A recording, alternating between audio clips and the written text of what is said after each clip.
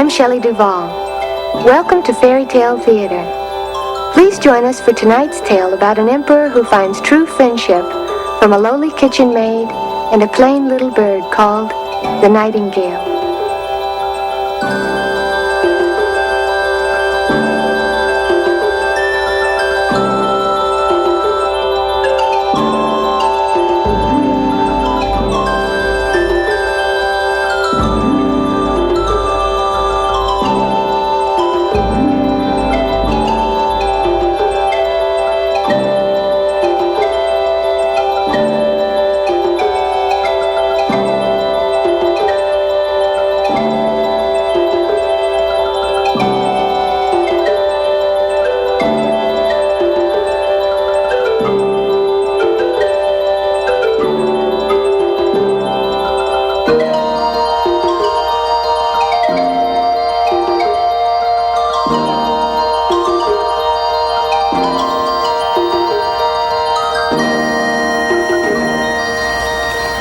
This story happened many years ago, but that's exactly why you should hear it now, before it is forgotten.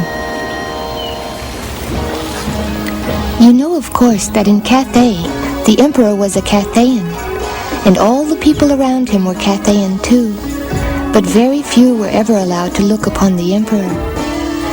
In those days, the emperor's palace was the finest in the world, entirely made of the rarest porcelain, absolutely beyond price, but so fragile and delicate that you had to take the greatest care when you moved about.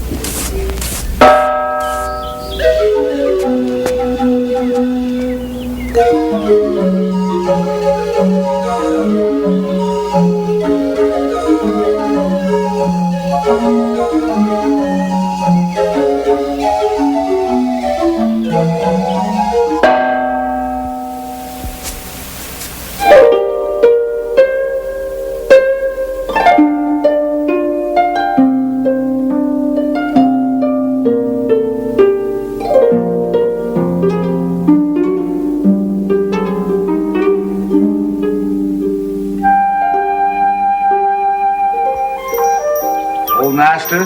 Huh? Why are we tying these little silver bells onto these flowers? The emperor directed that little silver bells be tied unto the loveliest to make sure that nobody passes without noticing.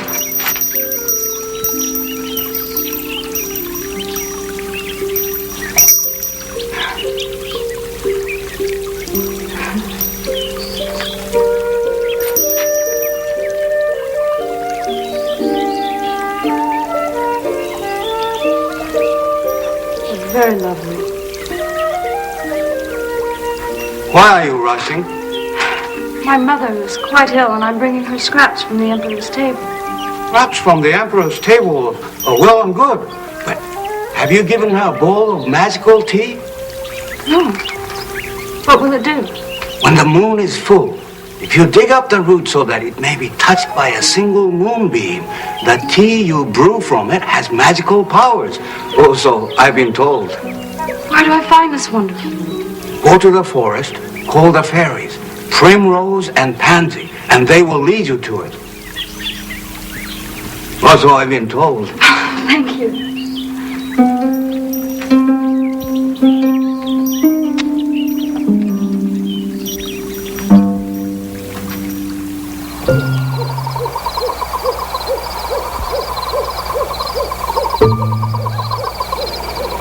Primrose? Pansy?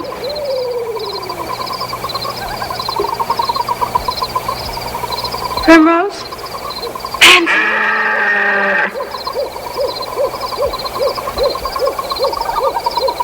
Where are you?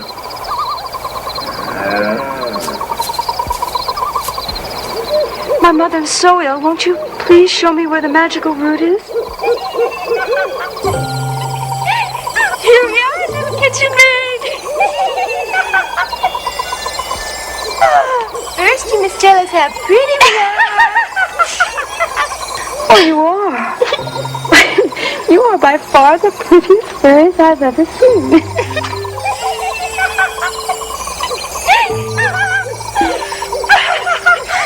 Under the mushroom, little kitchen maid. Behind the mushroom.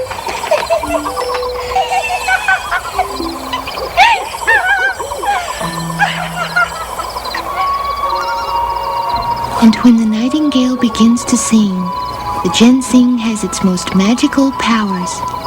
It is with this root that the little kitchen maid cured her ailing mother.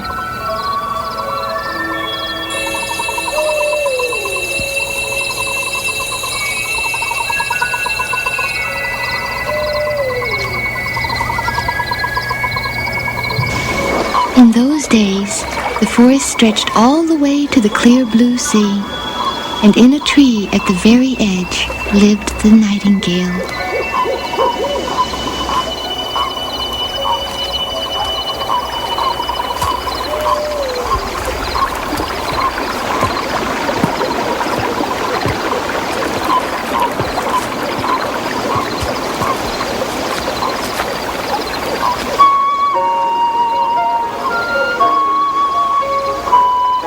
How beautiful it is.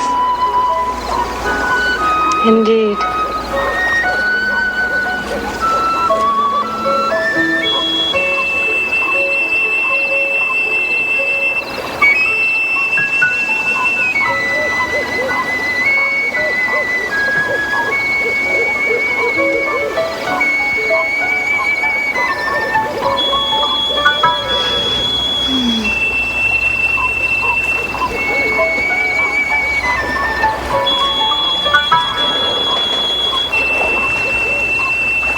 But the strange thing was that no one in the court, not even the emperor himself, knew about the nightingale.